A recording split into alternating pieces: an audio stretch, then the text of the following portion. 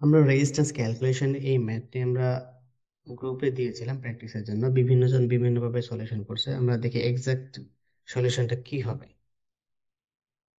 তো আমরা প্রথমে দেখি যে কি কি ডেটা আমাদের কাছে দেয়া আছে।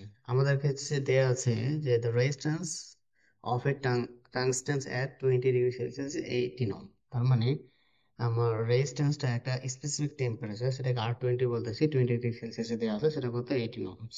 ঠিক আছে।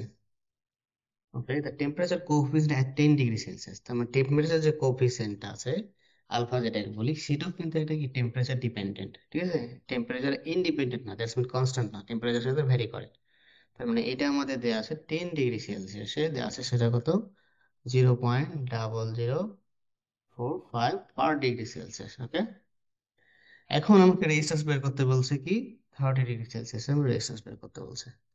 ওকে, তো আমরা যে ফর্মুলাটা জানি সেটা কি আর টি ইকুয়ালস টু কি জানি, আর টি টু যদি ধরে নিই, তার মানে আর টি ওয়ান, ঠিক আছে, into one plus alpha T one into T two minus হচ্ছে কে টি ওয়ান। দিস ইজ হচ্ছে কি জেনারেলাইজ ফর্মুলা। ঠিক আছে, এর মানে হচ্ছে আমাদের কাছে যদি আর টি ওয়ান ডিগ্রি সেলসিয়াসে যদি আমাদের রেজিস্ট্যান্স জানা থাকে, এবং T1 ডিগ্রি সেলসিয়াসে রেজিস্ট্যান্সে যদি আমাদের আলফার ভ্যালু জানা থাকে, তাহলে আমরা T2 রেজিস্ট্যান্সে আমরা ক্যালকুলেশন করতে পারবো এইভাবে।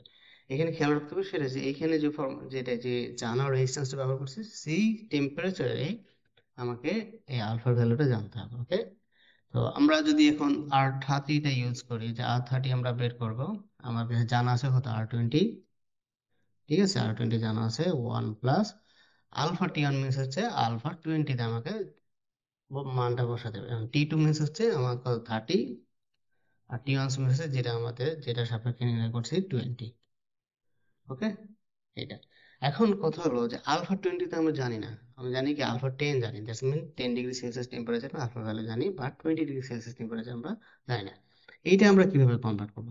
দ্যাটস মিন আমাদের কোনো একটা আলাদা কোনো টেম্পারেচারে যদি আমরা আলফা ভ্যালু জানা থাকে, তাহলে অন্য একটা টেম্পারেচার আমরা কিভাবে করবো? সেই ফর্মুলাটা হচ্ছে আলফা T2 ইকুয়ালস টু হচ্ছে কি আলফা T1 ডিভাইডেড বাই কি 1 প্লাস আলফা T1 ইন্টু হচ্ছে T2 মাইনাস T1।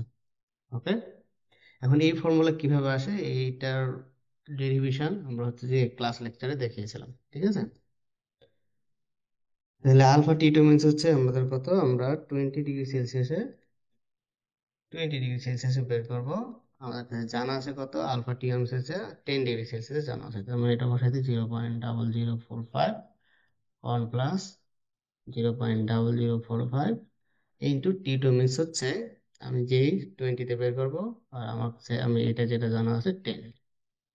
ঠিক আছে, তাহলে এটা যদি আমরা ক্যালকুলেশনটা করি, 0.0045 ডিভাইডেড বাই 1 প্লাস 0.0045 ইন্টু হচ্ছে 10, ডেসিমাল যে ভ্যালুটা আছে সেটা কত 0.004306। এবার আমরা পুরো ভ্যালুটাই ব্যবহার করি, ঠিক আছে, তাহলে আমাদের এক্সাক্ট অ্যান্সার হবে সেটা কত 9 ডিভাইডেড বাই কত 2090। ওকে, পার ডিগ্রি সেলসিয়াস। ওকে, এখন এই ভ্যালু যদি আমরা এখন এইখানে বসায় দিই, তাহলে আমার মনে হয় অ্যান্সারটা আলটিমেট অ্যান্সারটা পেয়ে যাবো। সেটা হচ্ছে আলফা 20 হচ্ছে আমার কত 18।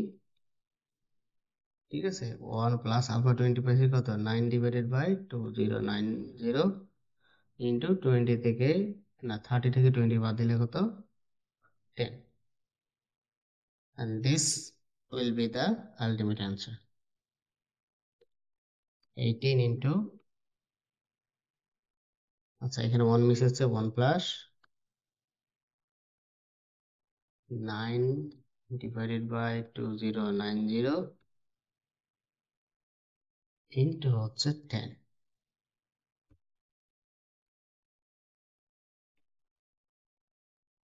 তার মানে হচ্ছে 18.775 ohms, and this is answer. এবারটা আরো বিভিন্ন রকম ওয়েতে পড়া যায়, বাট এটা হচ্ছে আমার সবচেয়ে সহজ এবং হচ্ছে এক্সাক্ট ওয়ে।